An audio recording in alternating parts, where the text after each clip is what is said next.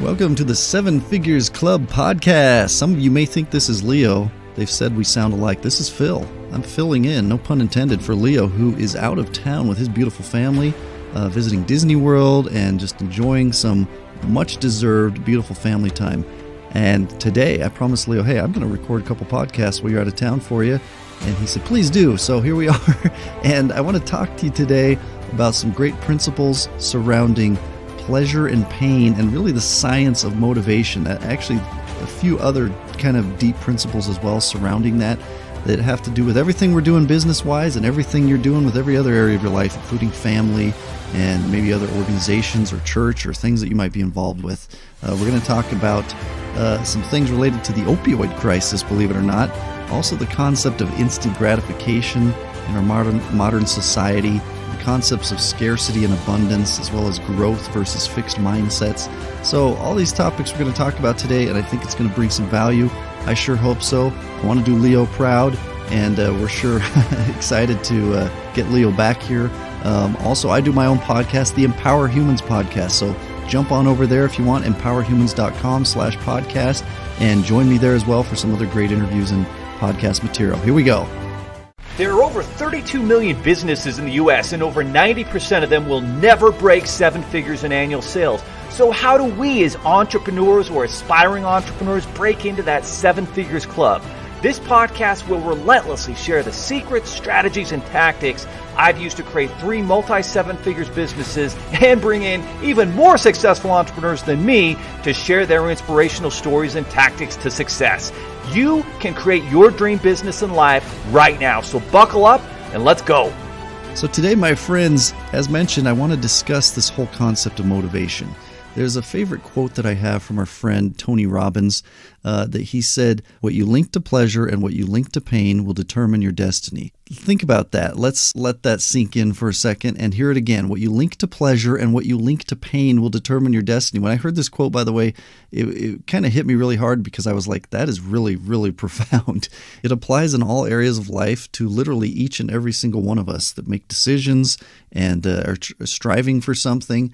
And, you know, one of the things people say about motivation in general, first of all, I know a lot of people, I used to think this way, by the way, this is a hokey topic, all this stuff, these Tony Robbins and all these things. Guess what? It's not. There's a science behind the way we make decisions. There's a science behind the way we govern our lives. Isn't it interesting how we all, maybe there's some similarities. We all eat food and we sleep, but there's a lot of differences in the things that we like and don't like and choose to pursue and the work ethic involved. One of the other things people talk about is people are motivated by carrots and sticks. In other words, kind of the whole thing of holding a carrot in front of an animal to move forward, or a stick is something that, you know, you can scare somebody with or be scared of, like being scared of pain, and therefore making decisions accordingly. And what I've found, as mentioned, is this applies in life, in family, and in business and spirituality. This applies to all areas of our lives. And so it's really important that we start to dig in and really ask ourselves with what I would call radical ownership. What is it about this particular area and this level of decision making that is motivated by these things? Just figure it out and be open to the answers, even though some of those answers will not be pleasant and may not be pleasant to face. But it's really important that we do. And trust me, you're not alone. We always talk about that on my Empower Humans podcast. It's not worth beating ourselves up in that process, but it's really worth kind of taking an introspective look in the mirror. I've been listening to David Goggins talk in his book, Can't Hurt Me, where he talks about what's called the accountability mirror. And in that particular principle, you look in the mirror, literally looking in the mirror, and just tell yourself everything you see. There's going to be a lot of great things. There's going to be maybe some not so great things. That's okay. That's part of being human. We're in a journey and a process here. But this motivation thing, I was doing a little research as well, and I found something on an Oxford website that says that people, not just by pleasure and pain, but on a deeper level, they want to be effective in having desired results or value, which includes having pleasure, but is not limited to pleasure. They want to be effective in managing what happens or control, and in establishing what's real, truth, in other words. And even if the process of managing what happens or establishing what's real is painful. And so that's what we're talking about with this whole accountability mirror. Let's find out where we are first and foremost. Sometimes we just kind of let life happen, let the days turn into weeks, months, and years. And then, 10 years went by, as Pink Floyd would say, and all of a sudden, where are we? Or maybe we didn't make any measurable progress, or in some capacity, we're always moving. Leo and I have talked about something called the law of entropy. You're always moving either closer to or away from your objectives, and that's just kind of a law of the universe. So it's worth really making these decisions and seeing these motivations and making that a part of our day-to-day lives. Like, sit back and really focus on what are our goals and what is motivating us so that we continue to kind of make course corrections. Just like a plane, Leo flew his family from Utah to Orlando, and the whole process of flying an airplane, which, by the way, I don't do, but I've flown on them. I'm sure most of you have as well, as a passenger. And in that process, going from point A to point B is a simple process of constant course corrections. It's, hey, I'm trying to get to Orlando with this precious cargo of these innocent lives that I'm responsible for as a pilot, and constantly are making little course corrections to get there. And that's how our lives work. So let's be specific about what this means. I'm going to talk about some specific yet somewhat general principles, but you can kind of adapt them and dig deeper in your own life as to what this means. What about taking care of yourself and finding balance? I always talk about, in our podcast, we talk a lot about staying in tune. I'm a musician. And, in that process, if you ever play an instrument, including drums, which is what I play, a little bit of guitar. I know Leo plays piano. What do you play? Put in the comments or put it on Facebook somewhere. But most instruments need to be tuned in some capacity, or at least maintained. But tuning instruments to certain notes, even you go listen to an orchestra, they're tuning to 440 hertz, I believe, and that's when you walk in and you just hear this, and everything is tuning to that, so that all the instruments are in tune with each other. We have to tune ourselves on a very regular basis. This is just a governing principle of life, because what happens, us as our instruments get out of tune, and therefore we need to be retuned. And so by having kind of a daily assessment, doing this accountability mirror and finding out, what is motivating me is a real powerful way to then, as you start to sit and make goals for yourself, to understand what some of those goals might be as you overcome yourself or your past self, continue to become a better version of yourself along the way. So pleasure and pain. Well, again, talking more specifically, which I promised we would do a minute ago, what about exercise? This is just a general topic to, maintain our bodies, keep our hearts strong, build some muscle, and stay in shape, look good, so on and so on and so on. And as you do that, some people love exercise. I used to have a stepdad who I remember I was sitting in the car with him one time, and we saw somebody running by, jogging, doing some exercise. He's like, boy, people just never look happy doing that. Well, maybe on the surface they don't, but they're doing it for a bigger purpose. There is some pain with going out and going for a run, or going lifting some weights and doing some pull-ups or various things. Study David Goggins and see all the stuff he did. I listened to him talk about running 100 miles, and most of us, I don't think, have done that. And talking about how he was done by mile 50, and then realizing he muscled through and forced himself and realized how much of it was in his mind, to realize really just how capable we are as human beings to accomplish something. So exercise, do you associate pleasure? Do you associate pain? It's a really kind of deep principle and concept to consider. The pleasure being, here's this guy running down the street, and maybe on the surface, on his face, he doesn't see it, but there's a bigger picture to it, that he wants to feel better, look better, be healthier, live longer, and so on and so on. That going through that moment of pain is worth that price that we pay. Leo puts a post out recently on our social media talking about what we call the law of the purchase. What do I desire? It's 3 questions. What do I desire? What is its cost? Am I willing to pay the cost? And then above and beyond that, execute accordingly. Do you want to build a business for yourself? What does it cost? And am I willing to pay that cost?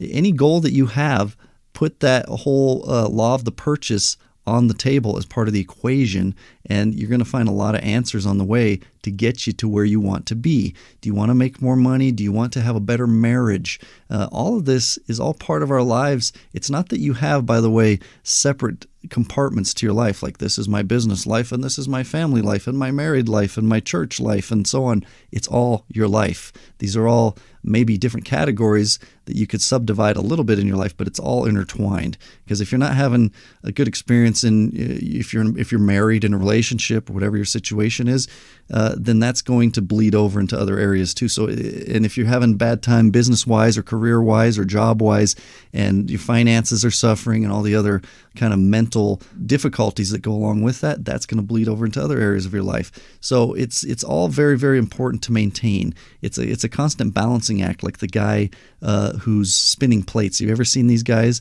There's probably videos on YouTube where a guy, they'll have like several sticks or something set up and they'll be spinning plates on top of these sticks. I know it sounds crazy. If you haven't seen it, go watch it and you'll see what I'm talking about. But what happens is they have to keep running around and the plates start to wobble and slow down and they have to start it spinning again. And then this one over here, so he has to run over there and keep that one until there's, I don't know, maybe 10 plates spinning, and he's got to keep running around and make sure that they keep spinning so that they don't fall and break on the floor. I know life can be challenging and overwhelming that way, but please, please, please stay strong. Please overcome anxiety. You can look to us and others around you, friends, family, coworkers, neighbors, for support and help and love. You can come to my podcast, Empower Humans. But it's all about keeping those plates spinning, because balance. It's all about trying to find balance in our lives. So what do we associate with pleasure and pain in these areas? When you're doing the 7 figures business, if you're trying to build a clientele and work with business owners, do you look at it as pleasure or pain kind of thing? I, for one, have decided to really find value in getting to know people, finding out their needs, meeting those needs. So you have to find what motivates you in those realms. You could look at it as, well, I want to avoid pain, so I want to make money and pay bills. I would submit that that is a somewhat lower level of motivation, but at the same time, it is motivation nonetheless. So I'm going to commend you and I for having that, because I've been in that boat too, avoiding pain or seeking pleasure. Whatever the case might be for you, you've got to ask yourself that in all these areas. Are you going to go surprise your wife or husband or significant other this weekend? Bring them flowers or go on a date or something like that. We always talk about over in our podcast, make great moments. It's something really important to do. And so we got to be taking initiative. And what is, again, the motivation behind it? Again, we talked earlier about these 3 extra things from this Oxford website as I was doing some research: finding value, having control, and also truth, and having that be all part of the equation.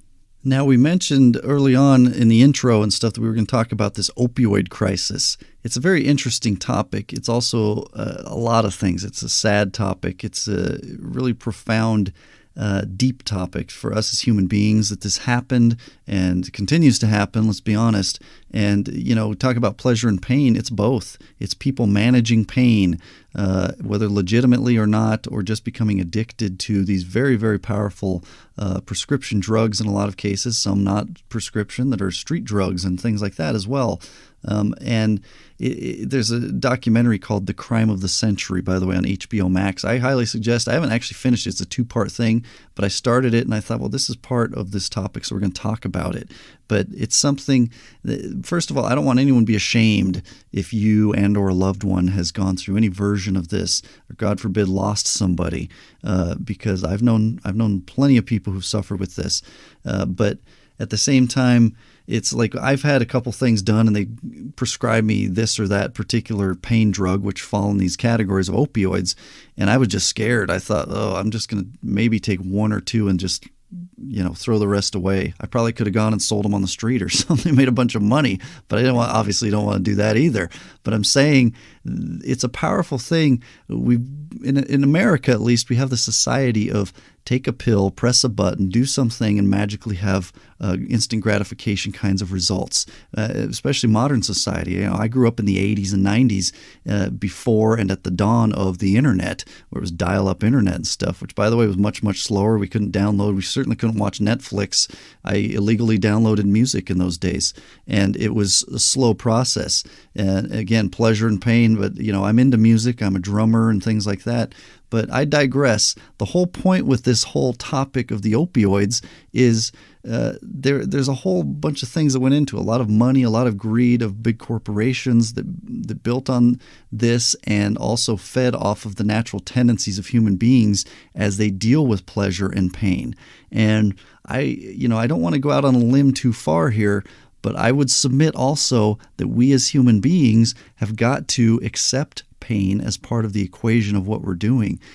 I know everything is easier said than done, my friends, but the pain process and going through that is, I'm not going to speak to your particular situation or if you've had a surgery or some illness or various things that contribute to pain and recovery and all those things, but we have to be aware of the risks involved in some of this stuff. And there's always a balancing middle ground in these processes of pleasure and pain and finding our whole stride. And I think in that middle ground is found something that we call a flow state. And by getting to that flow state and kind of having a good solid balance of the pleasure and pain principles, I think that we really find a place of real satisfaction, joy, flow, as we mentioned, and just peace and success along the way. It's all part of keeping our instruments in tune every day. That's why, like we say on our podcast over there at Empower Humans, it's all about constantly studying and making great moments in our lives and things that keep you anchored in the right things. So when it comes to this business and anything in your personal world as well, I would just advise you to just keep these principles at the forefront.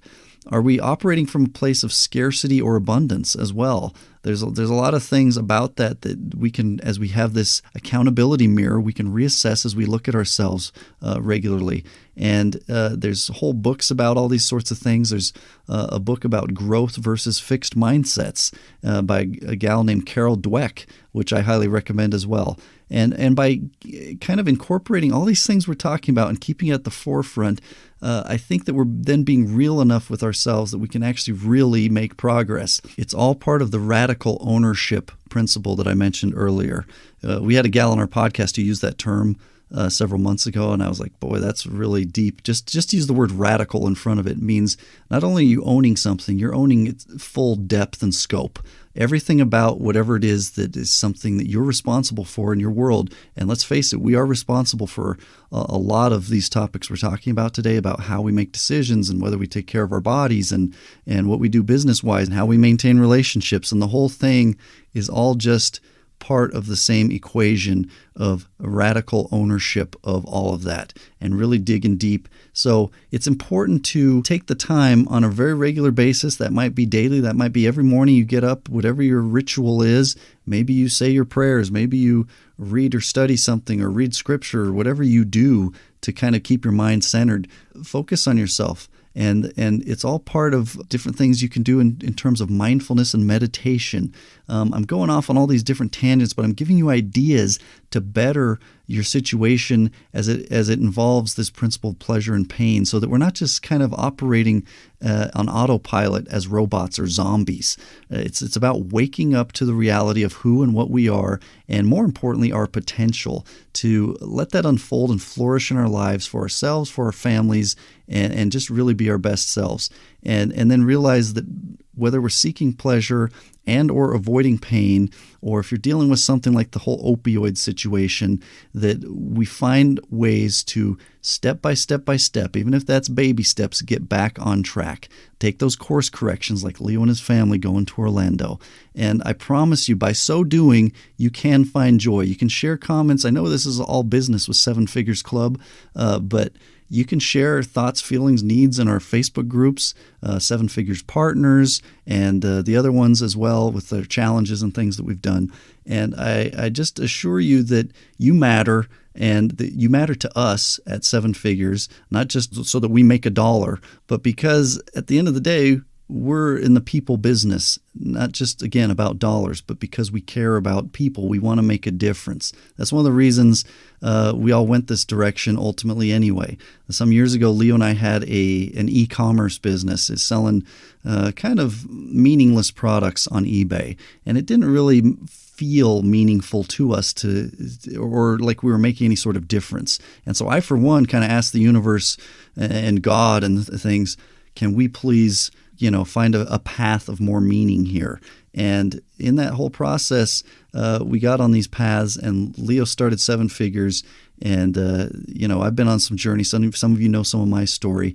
But I think it's worth us doing that at times to kind of reassess, well, where are we? And instead of maintaining status quo of something that you're not making a difference or feeling a difference or feeling that value and those things that we talked about earlier, that control and being part of real truth in your life, that we be brave enough to make the changes necessary to get there. I promise you can do it. We believe in you. We know you can do it. And I just want to leave you with these things and let you know that if you need anything, one of the things I love about Seven Figures is you can always go in the Facebook groups. You can always email partners@sevenfigures.com, and you can always communicate and have support, both from the other partners and from Leo and our staff and all those sorts of things. So until next time, my friends, if you have any thoughts on these topics, I know I covered all kinds of different ground here, but it's just kind of food for thought for each of us to incorporate some real principles in our lives on a very regular basis to maintain and stay anchored and grounded and centered so that we can then accomplish all the goals that we set out to do. Remember that law of the purchase. What do I desire? What is its cost? Am I willing to pay that cost? And apply that in just about every area of our lives. And I promise we're going to be able to step up the ultimate positive and satisfying results in each of those areas by doing that. So until next time, my friends, have a great day and join us for the next episode of the Seven Figures Club. Are you looking for more seven-figure secrets, content, or even how you can launch your own recession-proof business? Then check out sevenfigures.com. That's the digit 7, Figures.com, where we share more videos, stories, strategies, funding solutions, entrepreneurial education, and even the secret business type that's recession-proof. Thank you for listening, and if you're finding value in our podcast, please give us a 5-star and invite others to join the club.